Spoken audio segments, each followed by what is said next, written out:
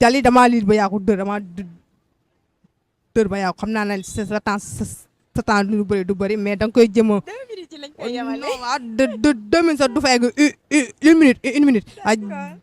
Jali nuyu naa. maa ngi lay fay. macha allah Jali tey ku wax tey Jali wax tey cinéma. loolu dëgg la. cinéma rek ngay dund cinéma rek ngay dox si lu cinéma te ñëpp fekk la fi nga xam ne mooy programme waa Sestal Academy ana tey lu waral leewaay bi.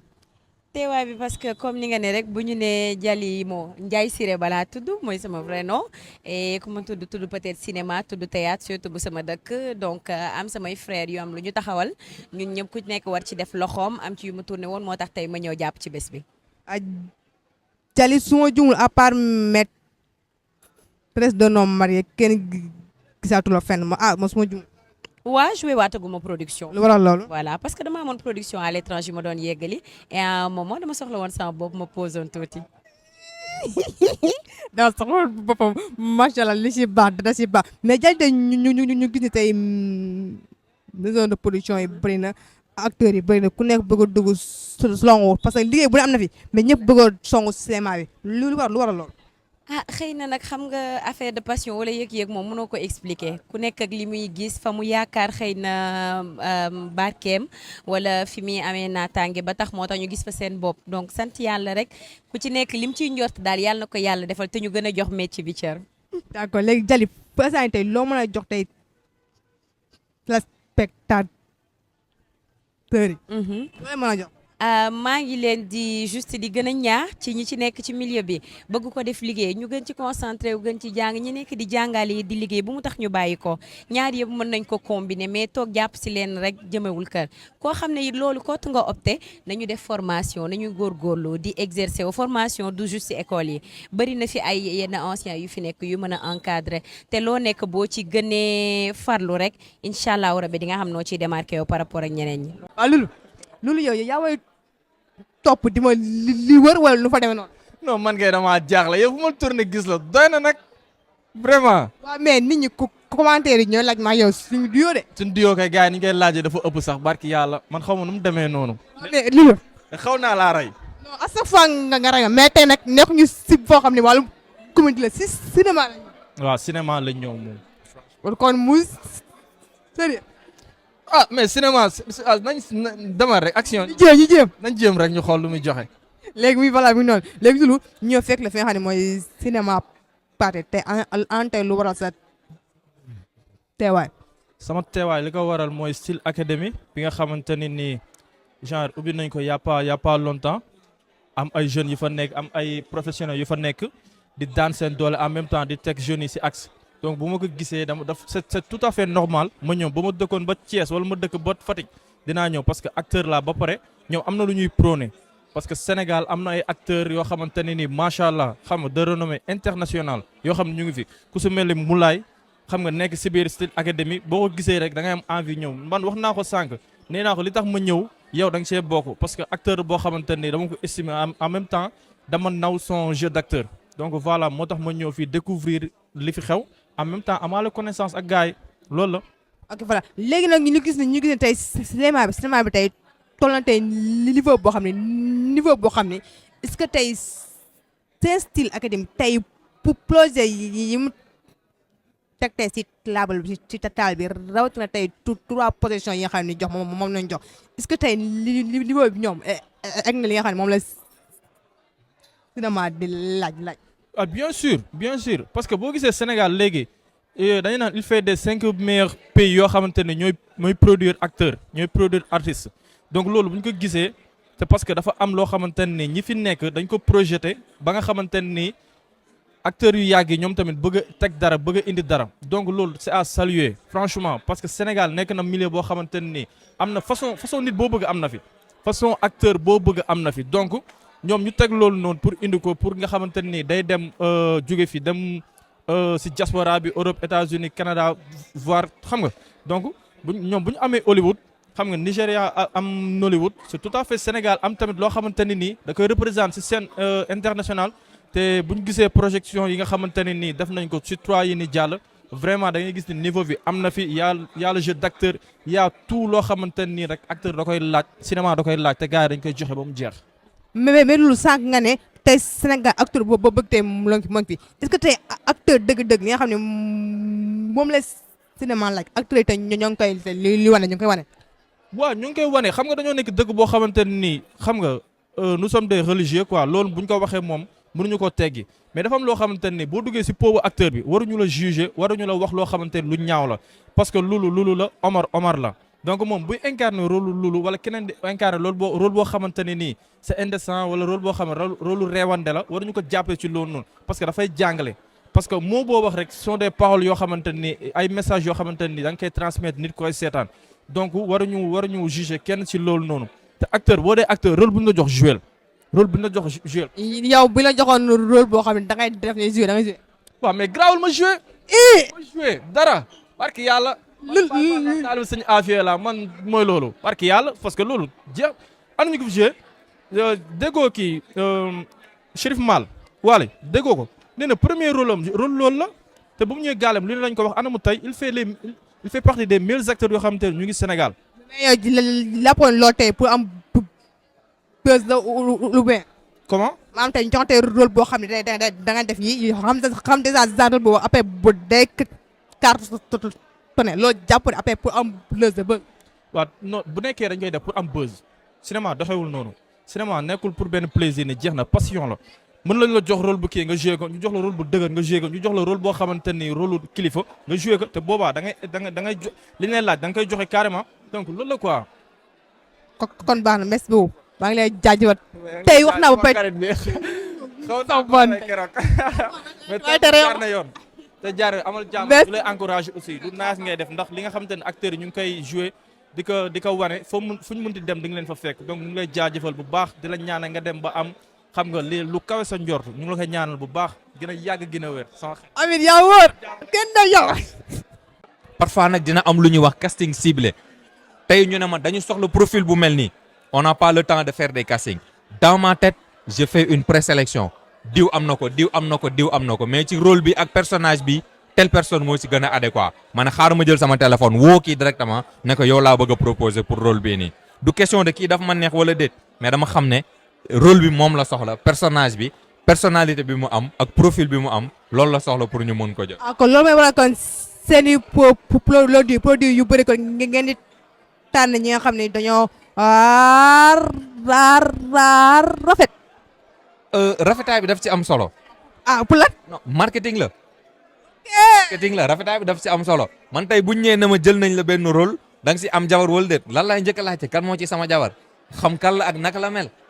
waaw mais attends mais mais attends am ñoo xam tey. daf ci am importance daf ci am solo parce que xam nga tournage dafa nekk lu doy waar loo xamante ne surtout yenn rôle yi boo ko waree jouer ak nit ki affinité bi nga war a am ak moom peut-être xaritoo bi ngeen war a am. mais profil physique bi rafet na ñaaw na wala dara amu ci importance parfois dinañ la woo nga daal di ñëw tournage boo xamante ne ki ngay ñëw di tourner c'est la première fois ngeen gisante xam nga dañuy wax bëñ ak làmmiñ ñoo dëkk mais chaque jour ñu matante man ça m'est déjà arrivé di tourner koo xamante ne moment yi ñuy tourner sama jabar la woon mais moment yooyu dans la vraie vie dañ doon xuloo te dañuy waxtaan kafre def ñuy tàppante am na lu ñu jotale woon loo xamante ne bokkul dara ak plateau bi mais bu ñu ñëwee foofu du feeñ parce que lan nous sommes des professionnels te on agit en tant que professionnel. merci beaucoup. Merci à vous. La César. Cinéma bi laa gëm cinéma bi. Peace. Merci beaucoup. kaay fii xoolal kii déjà ba ki dem romante ñoo ngi romante fële Dalili Fort ngay dugg ba naa la nii yaa ngi fàttali. waaw mais xamoo ñëw la. kenn moo ko xamee mais xamoo ñëw la. waaye xale wu jigéen bu. waaw baal na mën nga ko di baal. d'accord. ñu keneen di pouvoir koo xalamul le déngoo mu nekkoon benn projet bu fee bu waam fan. waaw Marodi. waaw léegi mun na maa bàyyi ma eggale. waaw eggaleel yaa ngi gis Bamba mu ñuy woo di ñu xëccoo mën a yow moo tax mu bëgg mu gaaw rek. waaw ok d'accord léegi nag ñoo fekk la fi nga xam ne mooy cinéma Pathé ban rapport nga am ak waa Sen Style Académique. bon Sen Style Académique déjà ñooñu c'est une famille parce que ñi fa nekk ñëpp ñenn ñi samay frères comme le Sohaibou aussi ñi seen formateurs yi tamit dama fay dem d'habitude aussi ñuy def lu am importance dëkk bi parce que tey beaucoup de jeunes bëgg nañu am formation en cinéma mais peut-être ils n'ont pas les moyens wala amuñu école bi nga xam ne moo defal formation du coup rapport boobu la am ak moom mu nekk rapport yu set rapport yu baax yoo xamante ne vraiment permettre nañu tey ñu fay dem di jëlee xam-xam di jàngat aussi donc rapport yi la ñu mag waa Saint-Cyr académique. mais tey gis nañ tey cinéma bi tey toll na foo xam tey ku nekk da nga jug bëgg naan dama def cinéma dama def cinéma surtout maa xale jigéen ñi xale jigéen tey loolu tey conseil ban conseil tey mu jox mu nga. bon xale jigéen ñi wala ñëpp en xam nga tey cinéma mën nañ ne phénomène la mais tey loo bu solo tey mooy gars yi dem defi formation parce que boo def dara da nga koy jàng am na nag ñoo xamante ne yàlla dañu dimbale ñu judd rek mën dara voilà mais n'empêche que nag même bu amee don da ngay dem nga liggéey nga dem jàng donc loolu moo ci ëpp solo donc li may conseiller tous les jeunes mooy que ñoom ñëpp ñu dem à sec ñu dem defi formation dem jàng ko parce que tey li fi nekk ñu bëri tey gis nañu tey li foog nga jàng ko pour mën ci tekki donc nañ ko jàng au moins boo ñëwee plateau doo sonn di nga xam ne cinéma du caaxaan daal. voilà merci beaucoup nee nañ ngeen dem li jàng ngeen jàngi cinéma bi kon merci beaucoup ñu ngi lay jàng. aussi ñu gën a góorgóorlu tamit ci question yi muy gën a gaaw. jaajëf. naan da nga xew. ok Jomaay Faye xale bi dafa xew xale bee xew da nga xew. bégeyeuse. dama ko lu bëgg mais xam naa li ngeen ko bu baax xam ngeen ko bu baax moo bokkoon si série bi nga xam ne mooy Impasse. Impasse. salaamaaleykum soxna si. doole ma may ndox. ndox ma naan. dégg nga. doo may ndox. bu baax ma dégg la dama bëgg naan ndox. loolu li doon ndox li doon ndox. damay fàtt. nga ne ban film laa bokk. ban film la woon laa bokk.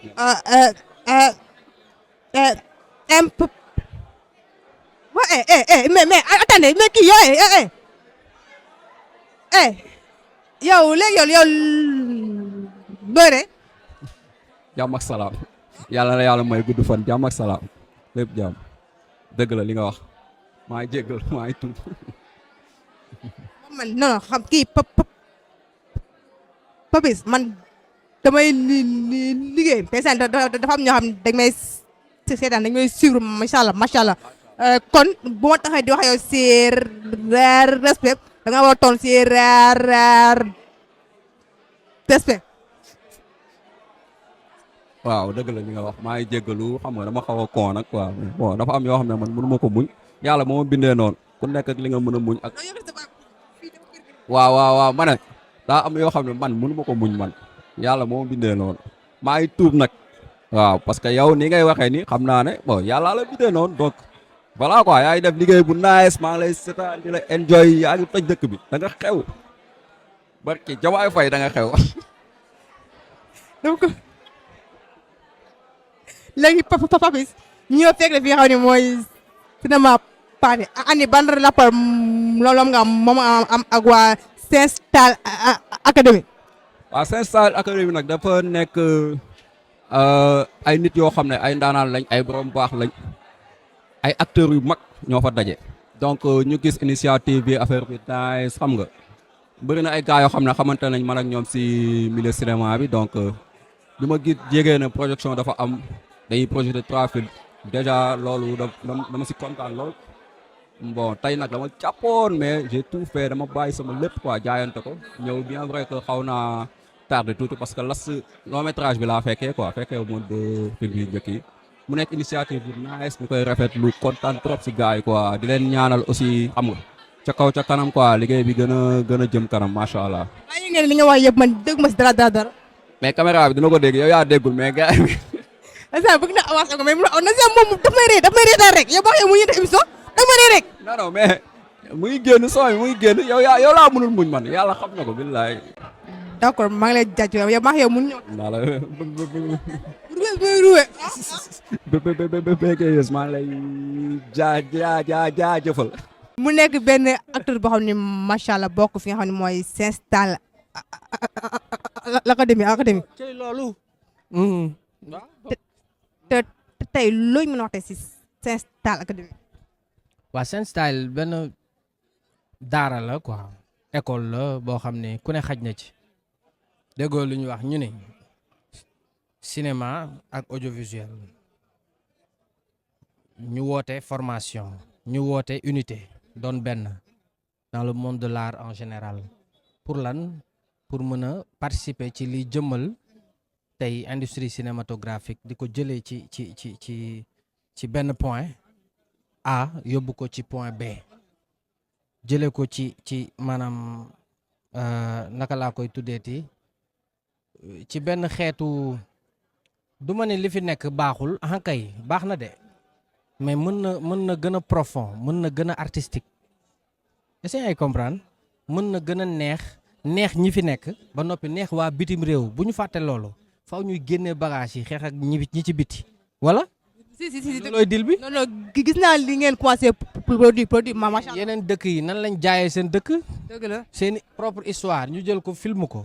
waa tas ko tey nga bëgg a nekk Kaana man ma bëgg a nekk mexicain keneen ak keneen bëgg a nekk leneen gars yi ñoom léegi dañu war a soppi mbir mi ñoom ñuy bëgg a nekk ay sénégalais. léegi yooyu tey Sen Style Academy ak tey boo ko doon différencier ak Marodi TV ak Evenprod tey loolu la ñuy wax si sa qualité si lépp la si lépp la ñuy wax. non lépp benn la. Sen Style Academy ak Marodi ak Evenprod. lépp benn la ñoo bokk mbir mi.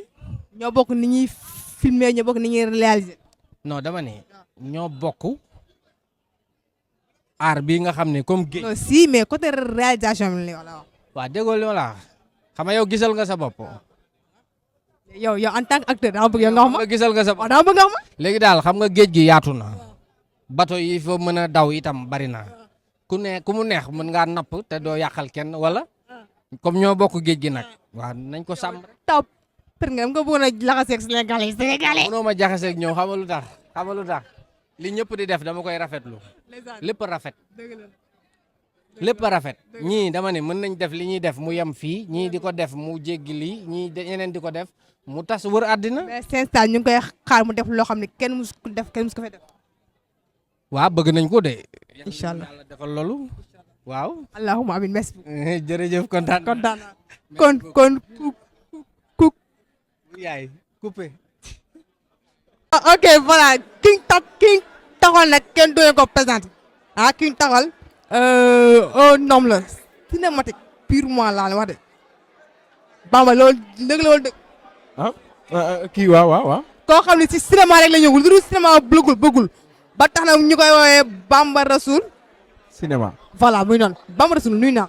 fay naa la bëggayeuse. Bamba Rasoul may fekk la fi xam fi moom cinéma pare sa kër la ndax képp koo xam ne mu ngi fi ñëw def wàllu projection wala wàllum lancement série yow lañ la fi fekk nañ lay fekk tey waa Sen Style Academy ñoo xewle ana tey lu waa tey maanaam pas tey ñëw fii mais tey ban rapport nga am ak waa Sen Style Academy. d'abord Sen Style Academy man maa ngi si seen groupe bi seulement que nag nekkul comme ñeneen ñi ni ñu ci nekkee acteurs yi comédiens yi affaire yooyu noonu li waral tey ma nekk fi boo seetloo depuis loolu maa ngi ci communication bi comme ni nga ko waxee en fait dama amee taxawaay boo xam ne dafa général dama war a laal fii laal fële donc sama nekkin foofu je trouve que neex na ma parce que dina ma permettre également may xam seen actualité parce que man damay bëgg di xam actualité lépp luy cinéma li fi xew comme ni nga ko waxee man cinéma man voilà sama traite la yes. voilà muy noonu Kuba yaa ngi gis mu ngi interviewé donc may ko ba pare non may ko ba pare lii kenn du ko def may ñu ba ñu pare. voilà muy noonu mais Bamba Rasoul lan moo waral Bamba Rasoul képp ku génnee projet yow nga si jël ay parti du ko lugal ñoo lay fay wala yow non Bamba bu ma eggali non c'est que xam nga temps bi laa lay écourter xam nga cinéma lépp temps la moo tax may bañ ñu kii. waaw déedéet man ni laa mën a waxee muy cinéma beeg théâtre fu mu mën dem man ni laa waxee comme kon da nga ma jox sama temps sànq ba tey ñu ngi waxtaan correctement kon bu ma rubee muy baax. d'accord waaw. voilà mu ngi noonu léegi Bamba tey moom mooy tey li ngeen wax tey képp ku def projet dañu la gis nga jël ay parties daal koy dagg dugal ko soit ñoom ñoo lay fay wala yow yaa am sa passion bi nga am cinéma ba tax nga jël seen partie dugal.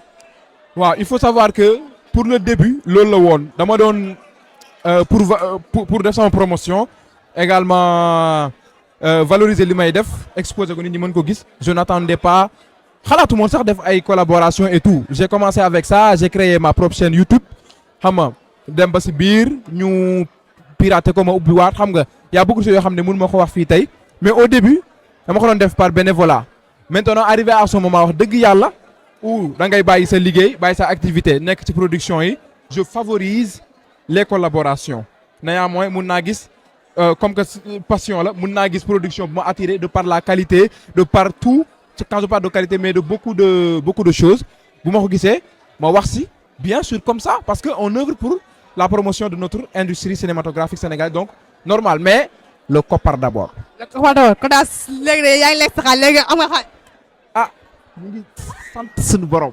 mais en tout cas merci beaucoup kontaan naa jaajëf. mais tonton Ndiaga. félicitations encore une fois félicitations ki mooy Ndiaga Mbow le Saint boo déggee tey Saint Style Academy mu ngi nii Ndiaga nuyu naa. waaw maa ngi siyaar ñëpp di nuyu ñëpp di leen remercier yéen tamit ndax ñi teew ak ñi teewul seen ay ñaan ak seen ay taxaw moom moo tax bés bi mën a nekk franchement merci du fond du cœur ndax jéem nañu mais bu ngeen ñu wonutoon yëg boobu. du mën a nekk amaana merci tamit yow ci sa présence merci ci couverture franchement ça m'a vraiment fait plaisir waaw moom li nekk ci xol yi yàlla xam na ko. mais Ndiaga ñu gis le vrai dans le flow gisaat yeneen produit Ndiaga yaa ngi gis xeetu image yaa ngi gis xeetu plan yi xeetu réalisation bi la loolu Ndiaga fi jëlee foo jëlee loolu Ndiaga. waaw non xam nga boo xawee yàgg ci métier amaana di nga am loo ci xaw a xam astut waaw parce que yàgg nañ nekk ay metteur en scène théâtre yàgg nekk ay comédien yàgg nekk acteur aussi donc di former ay acteur donc loolu moom moo ñuy permettre tey ñu essayer def réalisation. bi dina jeex nga toogaay di xaar di imaginer pour rek mu mën a comprendre lu waral lool. waaw non li ko waral mooy pour man cinéma ak œuvre dafa am lépp.